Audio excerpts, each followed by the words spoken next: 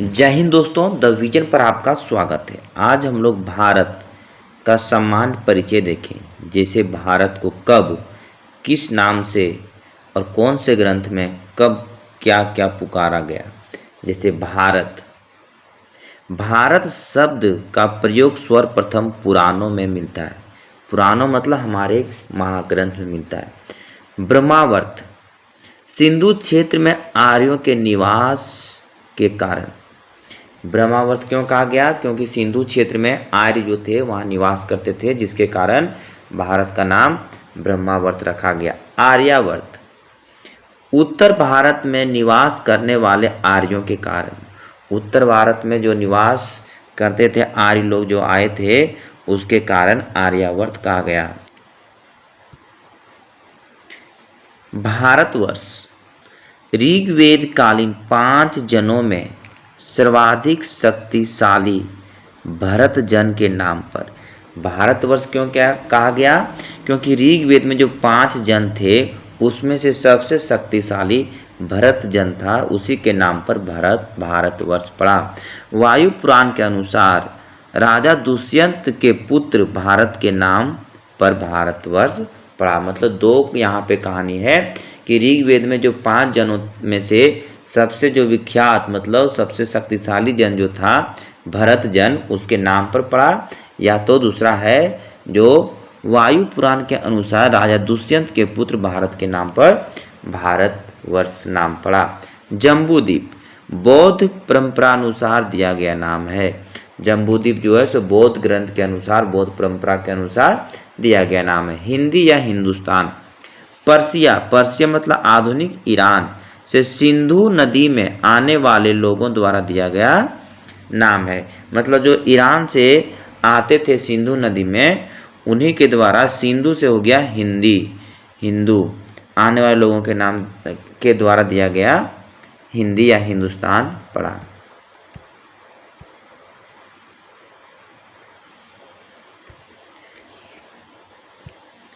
हिंदुस्तान, हिंदुस्तान शब्द का प्रथम उल्लेख 662 ईस्वी के सासानी अभिलेख में मिलता है। कौन सा अभिलेख में सर्वप्रथम हिंदुस्तान का मिला? सासानी अभिलेख 262 ईस्वी। अल हिंद अल बरूनी ने अपनी पुस्तक तारिख अल हिंद में भारत के अल हिंद शब्द का प्रयोग किया है। ये अल हिंद वाला बहुत कम पुस्तक में आपको देखने को मिलेगा। इंडिया, इंडिया नाम की उत्पत्ति ग्रीक भाषा के इंडोस से हुई है। इंडिया नाम की उत्पत्ति किससे हुई? ग्रीक भाषा के इंडोस से हुई है। भारत अर्थात इंडिया, भारतीय के संविधान के अनुच्छेद 1 के अनुसार सर्वप्रथम वर्तमान में अपना देश का यही आधिकारिक नाम है।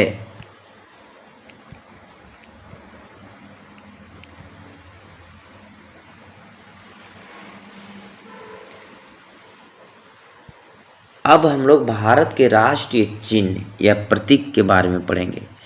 तो राष्ट्रीय ध्वज क्या है? राष्ट्रीय ध्वज, भारत का राष्ट्रीय ध्वज तिरंगे के नाम से जाना जाता है। राष्ट्रीय ध्वज में समान अनुपात में 3 क्षैतिज पट्टियां हैं, मतलब 3 पट्टियां पटी हुई है। गहरे केसरिया रंग की पट्टी सबसे ऊपर है, और हमारे तिरंगे की सबसे ऊपरी पट्टी कौन सी होती है? केसरिया रंग की। सफ़ेद रंग की पट्टी बीच में होती है और हरे रंग की पट्टी सबसे नीचे होती है। मतलब राष्ट्रीय ध्वज को 3 भागों में बांटा गया है, जिसमें से केसरिया रंग की पट्टी सबसे ऊपर होती है और सफ़ेद रंग की पट्टी बीच में होती है और हरे रंग की पट्टी सबसे नीचे होती है।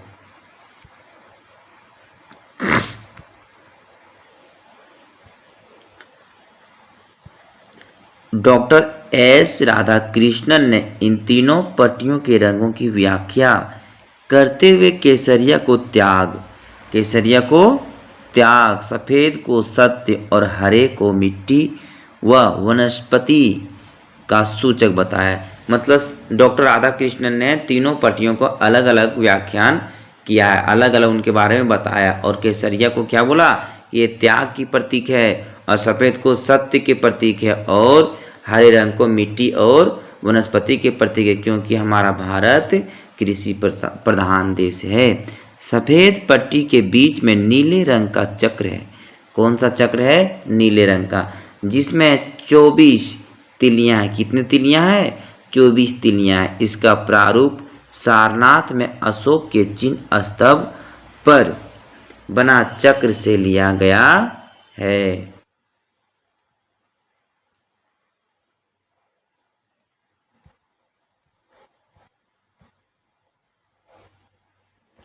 ध्यान देने वाला बात यहाँ ये है कि ध्वज की लंबाई क्वेश्चन बहुत सारी परीक्षा में पूछा जाता है। ध्वज की लंबाई चौड़ाई का अनुपात 3:2 है। ध्वज की लंबाई चौड़ाई का अनुपात कितना है? 3:2 है। भारत की संविधान सभा ने राष्ट्र ध्वज के प्रारूप को 22 जुलाई 1947 को अपनाया। हमारे संविधान सभा ने राष्ट्र ध्वज के प्रारूप को कब अपनाया? 22 जुलाई 1947 को। भारत के राष्ट्र ध्वज के स्वरूप की कल्पना पिंगली वेंकैया ने की थी। कौन की थी? किसने की थी? पिंगली वेंकैया ने। 15 अगस्त 1947 को स्वतंत्रता मिलने के अवसर पर पुराना वायसराय भवन, अब राष्ट्रपति भवन के नाम से जाना जाता है, पर पहली बार 31 तोपों की सलामी के साथ तिरंगा फहराया गया। मतलब 15 अगस्त जब हमारे देश आज़ाद हुआ, 15 अगस्त 1947 को, तो उस समय जो पहले वायसराय भवन था, अब राष्ट्रपति भवन हो गया है, उसमें से पहली बार 21 तोपों के साथ तिरंगा झंडा को फहराया गया।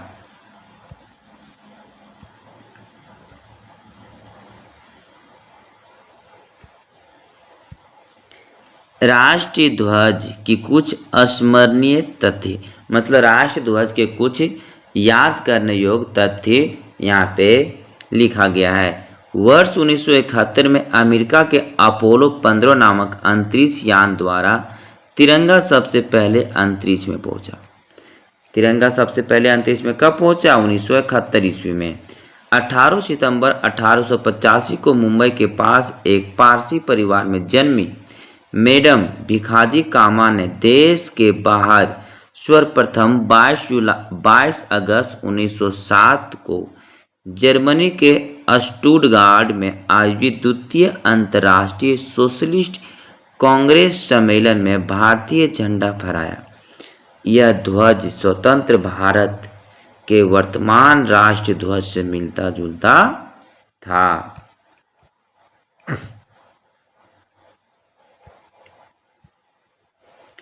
विजय विश्व तिरंगा प्यारा हमारा झंडा गीत है। हमारा झंडा गीत कौन सा है? विजय विश्व तिरंगा प्यारा, जिसकी रचना श्याम लाल गुप्त पार्षद ने की थी। 6 मार्च 2011 को भारत की पहली बेस जंपर अर्चना सरदाना ने अंडमान निकोबार के नाइडल द्वीप में स्कूबा डाइविंग करते हुए समुद्र के भीतर 30 मीटर की गहराई में राष्ट्रीय ध्वज फहराया। ऐसा करने वाली वह एकमात्र भारतीय महिला है। 15 अगस्त 1947 को दिल्ली में तत्कालीन वायसराय भवन, अब क्या नाम है? राष्ट्रपति भवन, पर स्वतंत्र भारत का पहला तिरंगा फहराया गया।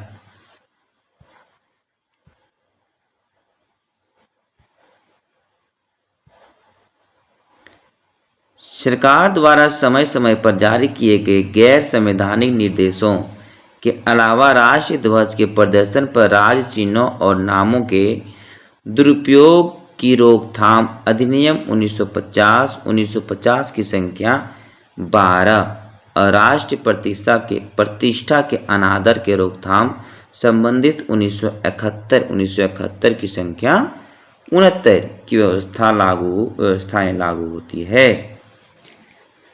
भारतीय ध्वजा संहिता 2002 सभी संबंधित लोगों के मार्गदर्शन और लाभ के लिए इस प्रकार के सभी कानूनों, परंपराओं, प्रथाओं और दिशा निर्देशों को साथ लाने का एक प्रयास है।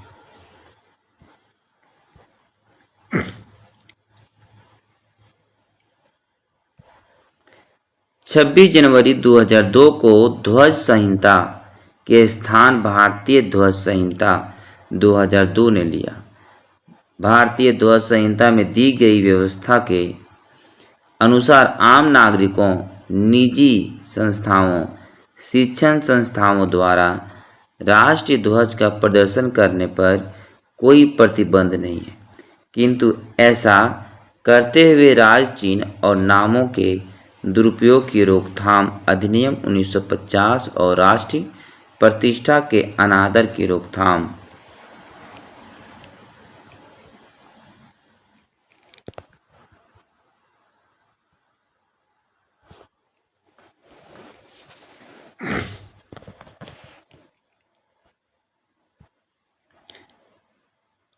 अधिनियम 1971 तथा इस विषय से संबंधित अन्य कानूनों में दी गई व्यवस्थाओं का पालन करना अनिवार्य है। राष्ट्रीय चिन्ह। भारत की राष्ट्रीय चिन्ह सारनाथ स्थित अशोक चिन्ह स्तंभ की अनुकृति है, जो सारनाथ के संग्रहालय में सुरक्षित है। सिंह का यह प्रारूप सम्राट अशोक ने 242 ईसा पूर्व में बनाया था। मूल स्तंभ में शीर्ष पर 4 सिंह हैं, ये एक दूसरे की ओर पीठ किए हुए हैं। इसके नीचे घंटे के आकार के पद्म के ऊपर एक चित्रवल्ली में एक हाथी, चौकड़ी भरता हुआ एक घोड़ा, एक बैल तथा एक सिंह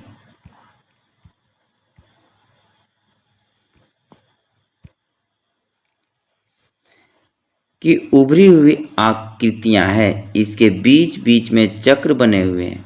एक ही पत्थर से काटकर बनाया गया इस सिंह स्तंभ के ऊपर धर्म चक्र रखा हुआ है। भारत सरकार ने इस चिन्ह को 26 जनवरी 1950 को अपनाया था। पट्टी के मध्य में उभरी हुई नक्काशी में चक्र है, जिसके दाईं और एक बैल और बाईं और एक घोड़ा है। दाएं तथा बाएं छोरों पर अन्य चक्रों के किनारे आधार पर पद्म जोड़ दिया गया है। फलक के नीचे मुंडकोपनिषद सूत्र सत्यमेव जयते देवनागरी लिपि में अंकित है, जिसका अर्थ है सत्य की विजय होती है।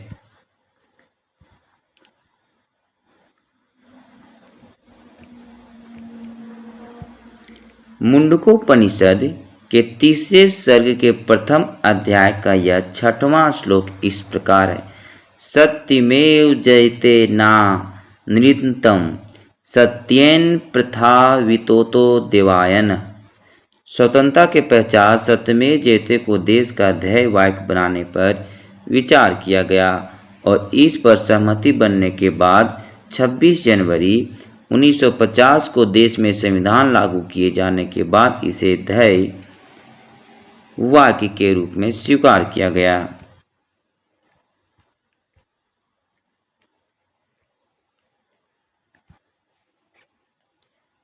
राष्ट्र चिन्ह में प्रदर्शित 3 सिंह जहां सत्व, जव और तमो जैसे प्राकृतिक गुणों का प्रतीक है, वहीं घोड़ा गतिशीलता, अदम्य साहस व परिश्रम का प्रतीक है। बैल हमारे देश की कृषि प्रधान अर्थव्यवस्था का संकेत देता है। मंत्रियों द्वारा नीले रंग के राष्ट्रीय चिन्ह का प्रयोग किया जाता है। राज्यसभा के सदस्यों व अधिकारी लाल रंग के राष्ट्रीय चिन्ह का प्रयोग करते हैं, जबकि लोकसभा के सदस्यों द्वारा हरे रंग के राष्ट्रीय चिन्ह का प्रयोग किया जाता है। स्मरणीय रहे कि भारत के राष्ट्रीय चिन्ह का उपयोग भारत के राजकीय अनुचित उपयोग निषेध अधिनियम 2005 के तहत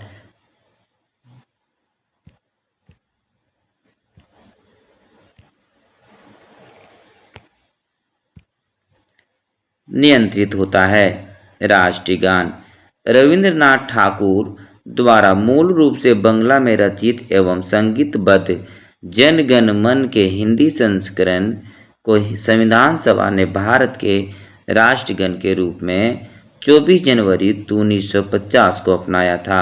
यह सर्वप्रथम 27 दिसंबर 1911 को भारतीय राष्ट्रीय कांग्रेस के कोलकाता अधिवेशन में गाया गया था। 27 दिसंबर 2011 को इसके प्रथम गायन के 100 वर्ष पूरे हुए।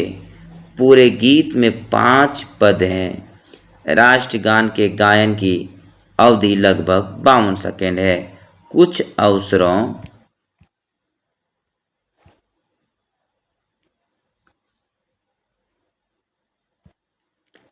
पर राष्ट्रगान को संक्षिप्त रूप में गाया जाता है, जिनमें उनकी प्रथम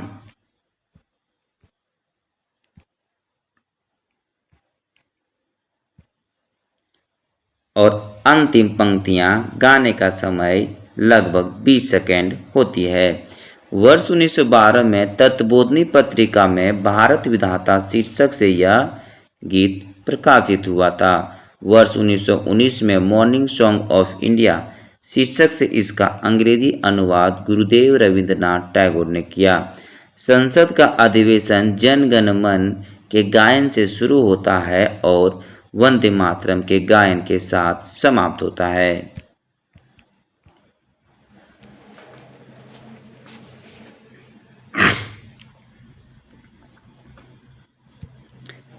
राष्ट्रगीत।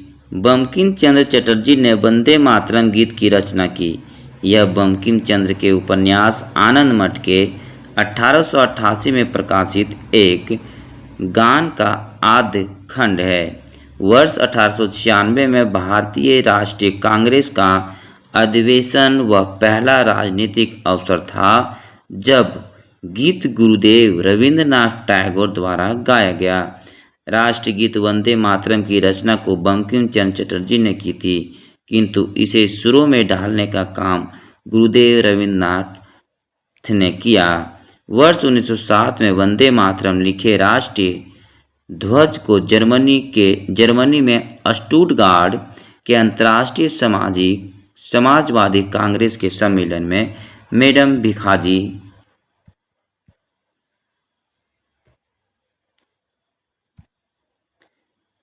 कामा द्वारा फहराया गया।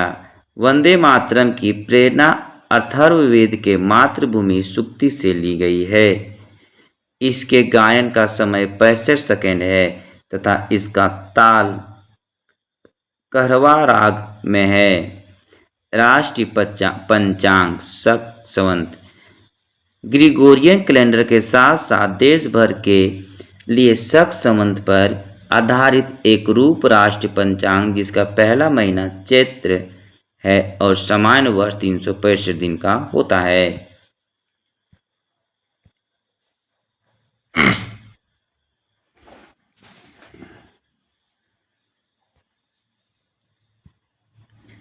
बाईस मार्च 1957 को इन सरकारी उद्देश्यों के लिए अपनाया गया पहला भारत का राजपत्र, दूसरा आकाशवाणी के समाचार प्रसारण, तीसरा भारत सरकार द्वारा जारी किए गए कैलेंडर और चौथा भारत सरकार द्वारा नागरिकों को संबोधित पत्र। शक संवत 78 ईस्वी में शुरू हुआ था। राष्ट्रीय पंचांग और ग्रिगोरियन कैलेंडर की तारीखों में अस्थायी सादृश्य है। चैत्र का पहला दिन सामान्यतः 22 मार्च को और अधिवर्ष में 21 मार्च को पड़ता है।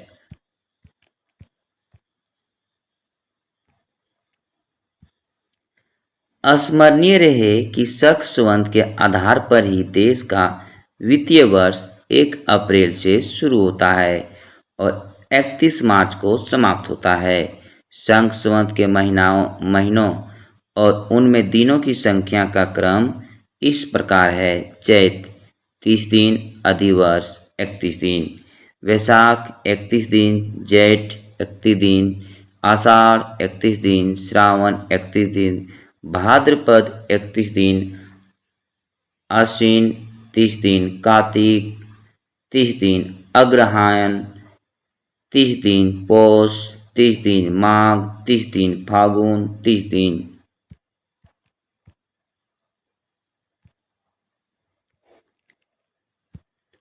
राष्ट्रीय पशु बाघ पैंथरा टाइगरस लिनायस है। पीले रंगों और धारीदार लोम चर्म वाला एक पशु है। इसकी 8 प्रजातियों में से भारत में पाई जाने वाली प्रजाति को रॉयल बंगाल टाइगर के नाम से जाना जाता है।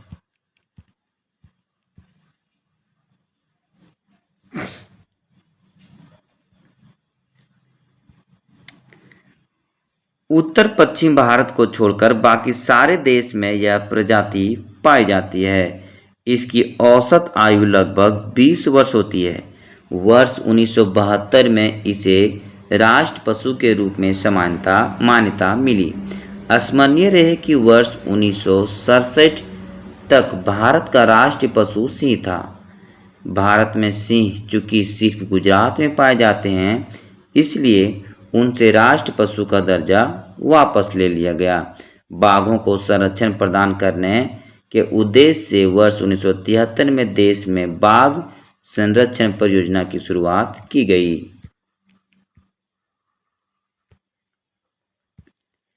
राष्ट्रीय पक्षी। भारत का राष्ट्रीय पक्षी मयूर पाओ क्रिस्टेटस है। यह नर मयूर होता है। वर्ष 1963 में इसे राष्ट्र पक्षी की मान्यता दी गई। ईसाई धर्म में मोर को पुनरुत्थान का प्रतीक माना जाता है। यह बर्मा का भी राष्ट्र पक्षी है। मोर को भारतीय वन्य जीव संरक्षण अधिनियम 1972 में के तहत संरक्षण प्रदान किया गया।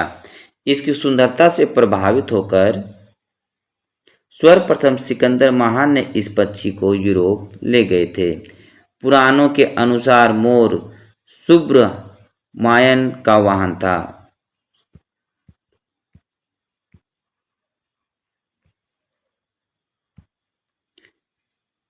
राष्ट्रीय पुष्प।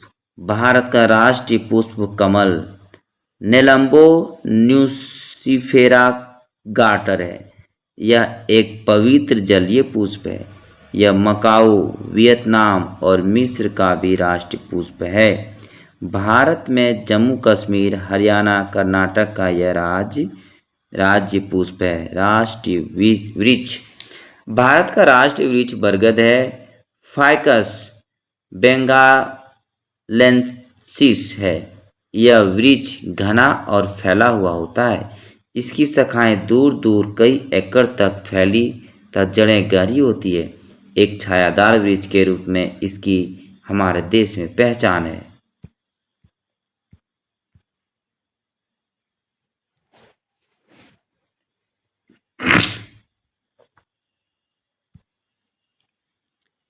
राष्ट्रीय फल। आम मैंगीफेरा इंडिका भारत का राष्ट्रीय फल है। यह फलों का राजा भी कहलाता है। उष्ण कटिबंधीय देशों में आम बड़े पैमाने पर पैदा होता है। भारत में पहाड़ी क्षेत्रों को छोड़कर आम लगभग सभी स्थानों में पैदा होता है। आम में विटामिन ए, सी और डी प्रचुर मात्रा में पाए जाते हैं। यह फिलीपींस और पाकिस्तान का भी राष्ट्रीय फल है। भारत में सबसे पहला उत्पादित कलमी आम मलगोवा है।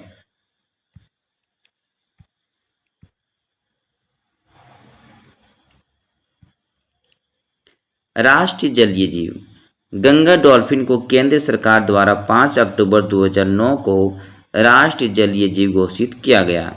इसका वैज्ञानिक नाम प्लानिस्ता गंगोतिका है। इसे सन ऑफ रिवर भी कहते हैं। गंगा में पाई जाने वाली डॉल्फिन दृष्टिहीन होती है। भारत में सबसे पहले सम्राट अशोक ने इसके महत्व को समझते हुए इसके संरक्षण के निर्देश दिए थे। इसे वन्य जीव संरक्षण कानून के अंतर्गत आने वाले जीवों की श्रेणी में रखा गया है।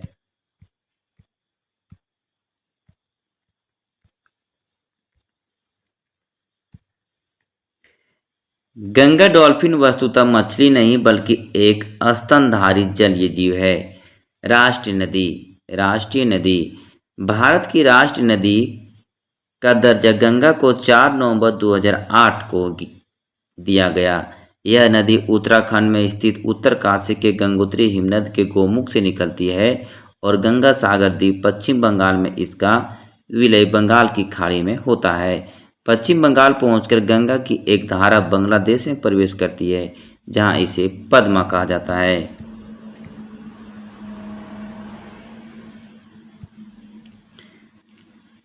गंगा की सबसे बड़ी सहायक नदी यमुना है, जो कि इलाहाबाद प्रयागराज में आकर गंगा से मिलती है। बैक्टीरियोफेज नामक विषाणु से युक्त गंगा जल की यह विशेषता है कि इसमें हानिकारक सूक्ष्मजीव पनप नहीं पाते। यही कारण है कि इसे रखने पर खराब नहीं होता। वर्ष 1986 में इलाहाबाद से हल्दिया के बीच 1920 किलोमीटर गंगा नदी को राष्ट्रीय जलमार्ग घोषित वन किया गया। गंगा भारत की सबसे लंबी नदी है, जो 2510 किलोमीटर की दूरी तय करती है।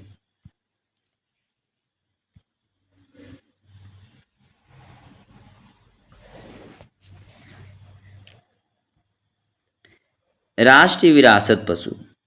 भारत का राष्ट्रीय विरासत पशु एशियाई हाथी है। हाथी को गज भी कहते हैं। वर्ष 1910 के 21 अक्टूबर को हाथी को राष्ट्रीय विरासत पशु घोषित किया गया। यह उड़ीसा, झारखंड, कर्नाटक व केरल के राज्य के पशु भी हैं। हाथी उन स्तनधारी जीवों में से सबसे बड़ा है जो स्थल पर रहते हैं। भारत में हाथियों का संरक्षण हेतु हाथी मेरे साथी अभियान 8 की शुरुआत 24 जुलाई 2011 को दिल्ली में की गई।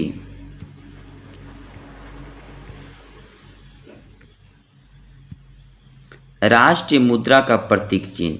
राष्ट्रीय मुद्रा को रू के रूप में 15 जुलाई 2010 को नया प्रतीक चिन्ह प्रदान किया गया। भारतीय प्रौद्योगिकी संस्थान मुंबई के post graduate D Uday Kumar ने देवनागरी लिपि में र तथा रोमन लिपि में आर के मिश्रण से इसे तैयार किया। इसकी परिकल्पना राष्ट्र ध्वज और गणितीय समानता के आधार पर की गई। इसमें जहां दो गाढ़ी समानांतर रेखाएं बराबरी के प्रतीक के रूप में देश और बाहर के अर्थव्यवस्था के मध्य संतुलन का प्रतिनिधित्व करती है, वहीं दो क्षैतिज रेखाओं के मध्य का स्थान अशोक चक्र